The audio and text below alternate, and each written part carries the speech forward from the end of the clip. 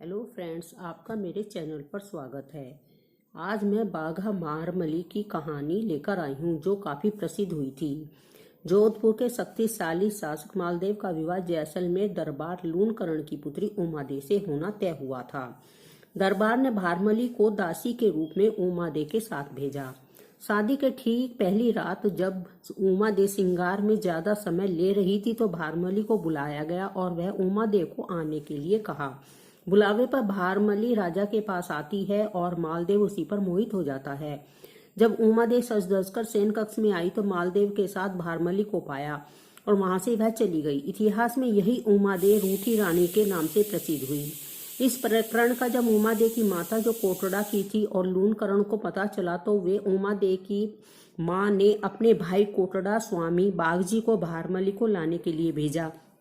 बागजी वहां जाता है और वह भी मालदेव की तरह मोहित हुए बिना नहीं रह पाता और उसे चुपके से उठाकर कोटड़ा ले आते हैं। इस बात का जब मालदेव को पता चलता है तो वह बहुत क्रोधित हो जाता है।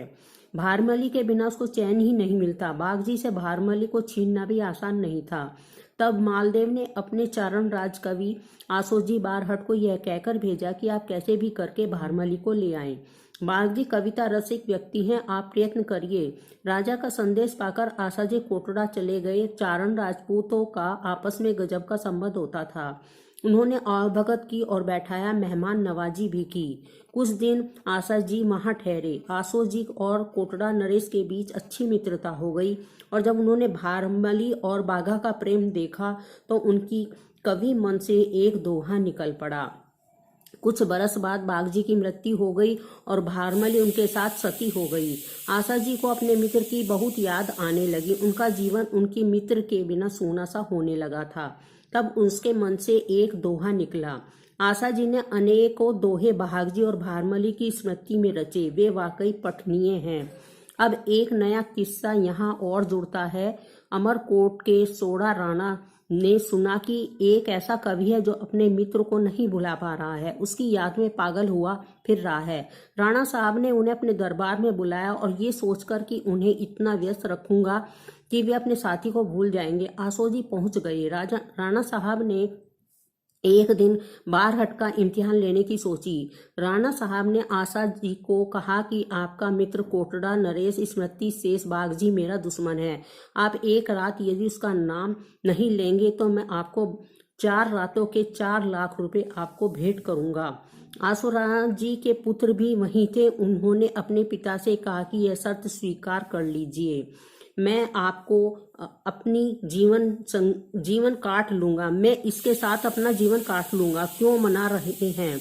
अपने पुत्र की इच्छा रखते हुए उन्होंने एक रात अपने मित्र का नाम नहीं लेने का सोचा, लेकिन रात के तीसरे पहर में उनको याद आने लगी। बाघा की याद की सूलें उनको चुभने लगी और उन्होंने दोहा कहा। सिपाही जो वहां प्रहरी था उसने सुन लिया।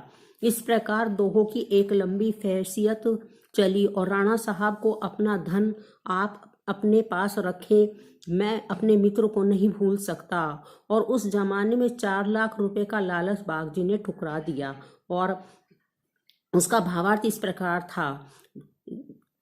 चिघण से जब कपाल क्रिया कर दी जाएगी और अंगारों में मुझे जला दिया जाएगा तब भी मैं प्रिय बाघे को नहीं भूल सकता। इसलिए हे राणा, अपने धन को अपने पास रखो।